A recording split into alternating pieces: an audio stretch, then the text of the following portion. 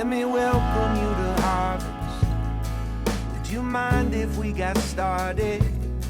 Cause I see you as a rolling field, trapped inside a studio apartment. Let me hold on to you until you can see every play. And I will tell you something that I figured out the hard way. Heaven knows I do find a peace, paradise hidden in the weeds, but not just me in real life. Love that no one can take away. It's a little more to every day, but not just me in real life. The cold gets in your jacket. Sometimes you just hear static. It doesn't mean you gotta change your ways. That's just life someday. No messing with your heart. Good morning, folks, and welcome to a very cold but very nice Lake District Valley on a little campsite. Met up with Thomas Heatons is his channel as a photographer. We have had a little bit of snow overnight, mainly on the hills over there. When it fell here, it was just rain. Did have the fire out for a little bit, campfire going, but it just felt like rain. But thought, give a bit of a tour of his van, because it's quite a nice van. So it's a Mitsubishi Delica 4x4. Quite a bit of a beast, really. Love what he's done with his Starlink on the top there. I do want to point out as well that he's got the right tyres on there. Some badass tyres, you see. You got to have badass tyres, especially when you come to campsites like this where we've kind of like, you know, gone across some boggy ground to get over this way. Parked near a wall because there was a big wind coming in last night when we had the fire. And yeah, so got a bit of shelter from the wall. So thankfully the tyres came in really useful. As you can see, mud everywhere. But yeah, this build is one that I watched, I don't know, probably about a year ago now. You got a full build video, haven't you, on this? Yeah. Well, first of all, welcome everybody. This is my van. I've been living in it now for 12 years. No. 12 days. 12 days. Oh, well, 3 days and already I'm out of battery. My diesel heater's broke. Welcome to winter van life. So this is the van. This is my rear storage. We have lights. And then we have a lovely lockable latch full of crap. Isn't it always? Yeah, this is where I keep too many tripods. Wow. The third one, just in case the two wasn't, you know. A drone. And I made this compartment so it perfectly fits a camera bag. But yeah, this is it. This is it's a pretty good storage area, actually. Nice and convenient. Before you pack it away, what drone have you got? Mavic Air 3. Oh, okay. Very good.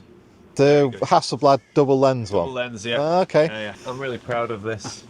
A little net. Oh, Keep hats and nice. gloves. That's it. Excellent. Oh yeah, it's good space. Nice and you can also access it from inside as well. So Right, okay. which is perfect. And then that's it. All made of aluminium. And my plan was to put like patches of everywhere I travel to on here. Okay. But I've just never got around to it, so it's nice and clean. Yeah. Bed/seat. Okay. Yeah. And then the one thing that I did see as well is that this slides out. Oh yeah. So you can sit out there and still... Yeah. Laptop and work. Nice. I like that. Oh, and a little bit of storage underneath there as well. Yeah, got a few bits of cutlery and things in there. So this is for my driving and talking. Oh, right, okay then. Yeah, just mount a little Osmo Pocket 3 on there. Oh, and you've got another one down the bottom as well. Have I? Oh, here. Next to the battery? Yeah. Oh, there. Yeah. Yeah. All the camera mounts. Yeah, that's handy for put a 360 camera on there. You get the POV of the driving. Okay then. And that's nice. Good. Nice and easy. What I've tried to develop is a system whereby I don't have to drive and film at the same time. Right. I have various mounts that are maneuverable, so I can mount cameras in positions where, you know, so you get that cool kind of shot as you're driving, but you don't have to hold the camera while doing it. So I can have a camera pretty much mounted where my chin is, so when I'm driving like this, you get that view. 360 cameras mounted in the middle, cameras mounted on the side window to get the side shot. Because, it's not good if you're driving and filming at the same time. I'd like to just point out, though, that no one ever gets this.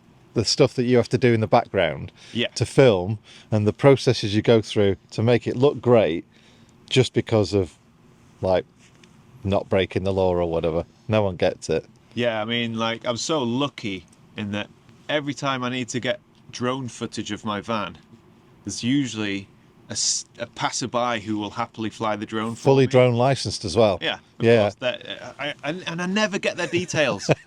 Like last week, it was a fella called Michael. He said, show me his license. He said, do you want me to fly the drone as you drive down this road? I was like, oh, cheers, mate. I really appreciate that. So kind, aren't they, these people? And sometimes they'll have their own drone, and I just put my memory card in it, and then they'll happily fly for a bit. And then when I get the really wide shot of like a road, say like a road in a big landscape, and I'll fly the drone, what I'll do is I'll wait for a dark coloured vehicle to come down the road. And then I'll just follow that. And everyone thinks it's my van, but it's not. It's just dark vehicle. It doesn't have solar panels, but you can't really tell because it's just a pixel. So that's another way of doing it. All the cheats. Just film the road, don't film the van, and then it looks like the POV of driving. It's all part of the story, folks. Exactly. Yes, but the best way is just to meet somebody with a drone license. Anyway, van. How much solar have you got? Because that's really important. 160 watts. 160 watts. And then you're powering it from, I've seen EcoFlow and is it Bluetti or something? Bluetti. Yeah, the solar only powers the Bluetti. Right. The EcoFlow is just essentially a backup battery to extend my range. So in the summer, I don't need the EcoFlow. Okay. Because that will just keep my battery full. Right. Pretty much, for as long a trip as I need. But in the winter, this is just dead weight. It doesn't do anything. Yeah. So I'm restricted in time before I need to get to a power source to charge. Cool. And I've noticed something as well on your roof there, which is a new addition. Obviously not permanently mounted, I hope. Starlink. Starlink Mini. Yes. So, apparently some guy made a video recently about Starlink and everyone started buying them. Yeah, that was you. How are you finding Starlink then? Brilliant. I've always wanted it, but it was never viable because A, the hardware was too big, and you also had to have an external router. It's just too much faff. It was too expensive, and I'm not like you where you live in your van full time. I just go away for a long weekend every now and again. But where I do go, there's no internet. I have no phone service here. So I always wanted Starlink, but I was absolutely refused to sign up and pay monthly for something that I'm going to use for a few days of the month at the most. Yeah. But Starlink, I don't know if it's a new thing, but with this Starlink Mini, which by the way has no hardware at all, just a dish, a USB cable straight into my power, that's it. You can basically pause your subscription. So I pay £50 a month for 50 gig, which is pretty good. I'm never going to use 50 gig.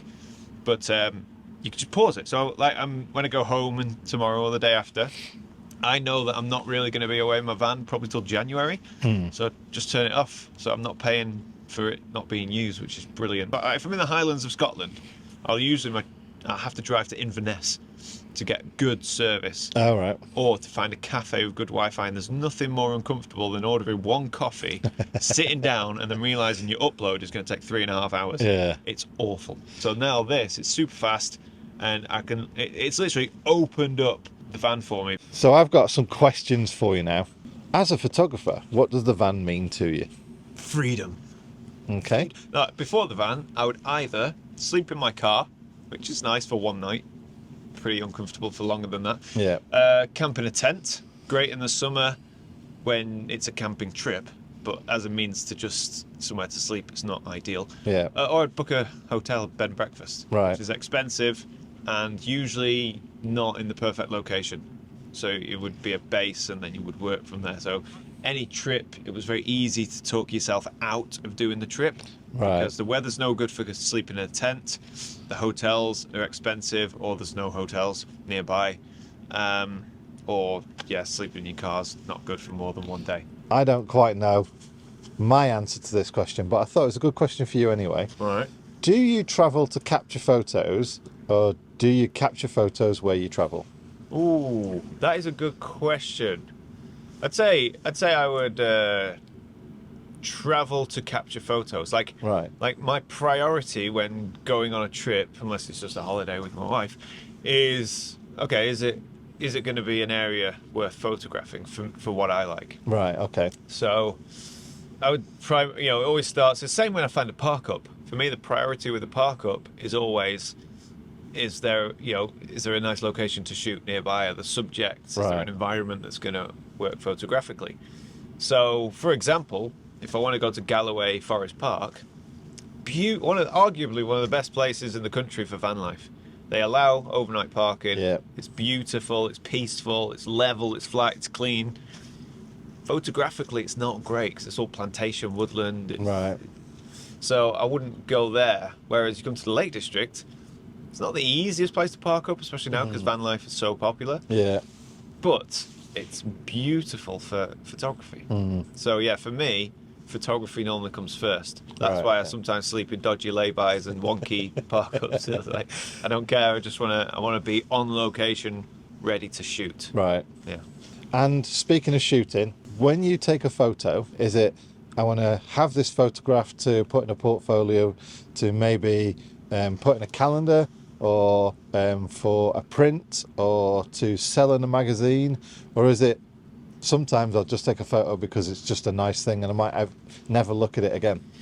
Well, I'm lucky enough that I don't need to sell to magazines or anything because I do this full time. That used to be a driving force, is right, okay, can I sell these images to the media? Yeah. This was a long time ago, so 10, 15 years ago. And there's still an element of that if something unusual happens, a weather event or something. But no, most of the time for me, photography is like, it's more of an excuse to be out and about. It's a way to express my creativity and to just get away from all of the noise in the world. So for me, the image actually is not the most important thing. Right. The most important thing is connecting with the landscape. It's like being in the landscape, being in the environment, walking around and appreciating everything. The lights, the trees, the terrain, the full thing. It's an appreciation for the craft, like the engineering that goes into cameras and lenses, the appreciation of the subtleties of light and texture, and trying to make unique images in nature. Now, I'm not thinking, okay, if I take this image, what am I going to be able to do with it? Yeah. Generally, that's an afterthought. Oh, okay then. For me, I enjoy the process. I make YouTube videos. That's a big part of it. And then I go out to create aesthetically pleasing images that sort of resonate with me first and foremost. So I don't shoot thinking, oh, I need to shoot it this way so it will go into a magazine. Yeah, for space for print or whatever. No. Yeah. Which I probably should, because when I make my calendar at the end of every year, it's always a headache. Favorite images don't fit into the confines of the calendar. It's like, oh, I should have done one this way. But no, I don't. And then if I have a great moment of light or conditions that capture a really beautiful image, then I'll start thinking about, okay, how can we take this image to the final process, which is usually printing, like a physical thing. Right. Which will then either I'll sell it or it'll most likely just sit in a drawer. And sometimes I'll frame them. The problem is I don't have space in my house, so I can't frame them every single print that I make. Christmas presents for family. Yeah, well, they all get the calendar. Okay. so I can't give them prints as well. But I do like to print because it's kind of like the final, it's bringing the image to life. I don't like images sitting on a hard drive. Right, okay. So I do like a physical thing, an analog outcome. Right. So something you can actually look at and go back to and go, it's like, I remember doing that, I remember where it was. It's like woodworking. If you make a table and then don't wax it, it's a bit like making an image and not printing it. Right, fair enough. Sort of Good analogy. Yeah. And the last one, and I guess it was linked to what I was talking about before, have you ever used a drone photo in print? No, not really. Do you know what it is? The thing of drone photography is, for me, photography is about the process, right? So it's more than the image. The image is the result of the process. Yeah. The reward is not necessarily in the image. The reward is in the seeking of the image and the walking and the experience, everything, and how you're feeling on that day, and what mood you're in will determine what you photograph. Do you Right. photograph a tiny piece of frost on a tree or in the grass, or do you photograph a big landscape? So that determines, a lot of that is determined by how you feel and how you connect with the landscape. Whereas drone photography, there's no connection. You're completely separated from the landscape. You fly your drone off, whiz it around. To me, and I don't want to offend anyone, and I might be wrong, and this is just from me, right? Not you drone pilots out there. For me, drone photography feels very shallow. Right, okay. As in, it's almost like a computer game. Don't get me wrong, there's definitely elements of composition and light and finding your subjects, and there is a lot of creativity involved. But for me, there's too much separation between the subject and myself. Right, okay. And that sounds quite pretentious. Manually get involved. Yeah. And see your subject and be in it. When you do drone photography, you're not in the environment you're shooting. Yeah. Kind of. They're great for scouting, because you can fly one up. Is it worth going up that hill? Let's have a quick look. Yeah. That's nice. Or they're great for video, obviously. Yeah. And they are great. I will take photographs with them to show an awesome area.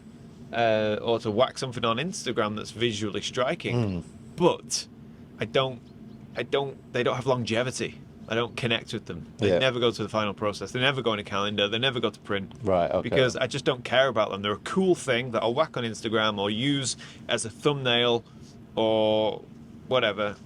But for me, no, not quite. Like, I take lots of pictures of my van with a drone. I like that. Yeah. But in terms of a landscape image, I just don't bother much. And the last one, it's a private thing, so you don't have to share if you don't want. Yeah. Who do you watch on YouTube? Who do I watch on YouTube? I've been watching a lot of Blacktail Studio. Oh, okay. You know that guy does builds tables. No? Yeah. A reference to tables come out. Table, that's why I got that. Yeah, he's very addictive. He's a carpenter. Oh, okay then. And it's so satisfying to watch, because you get the full process of this crappy, scrappy bit of wood, and then you get the full process to this unbelievable piece of furniture. Oh, okay then. And in a way, it's not the same as photography, because it's way more technical and everything, much more difficult. But the creativity is there, though, isn't it? It's the craft as well. Yeah. That's why I like film photography, because Right. there's a lot of craft involved. That's why I like taking images through to print, because again, there's a bit of craft there. So I watch that. I watch Nick Carver, who's another. He shoots a lot of film. Well, Okay. he exclusively shoots film, actually. Right. But his videos are good, like funny and inspirational and creative. So I'll watch him. Too much. All this politics keeps popping up on my channel. It turns out that YouTube keeps feeding me politics, and, right. and I eat it up like a dog. Oh dear. I know. I'm like, I don't want to see this. Show me something that's gonna get me inspired to be creative. I don't want to see Russell Brand talking about Oh no. Trump winning. Oh, not Russell Brand. Yeah. Well, anyway, it's not me. They just appear. I'm like, why? Down the rabbit hole. I think that YouTube must have a thing where, you know, when you're scrolling videos, Yeah. and if you stop scrolling to maybe have a cup of tea, or it thinks that it's got autoplay, so it Yeah, thinks it you're watching starts that to play. video, Yeah. and they go, oh, let's give him 10 more of Yeah. them. Oh, he So- likes them. Yeah. Yeah, so I think that's what's happening. So I get all kinds of random stuff. Cool. So yeah, US politics would be my main source. Shit. Yeah, it's wild, right? It's crazy. I love it. So I just want to say a very big thank you to Tom. That's Thomas Heatons Photography on YouTube. I'll put a link down in the video description.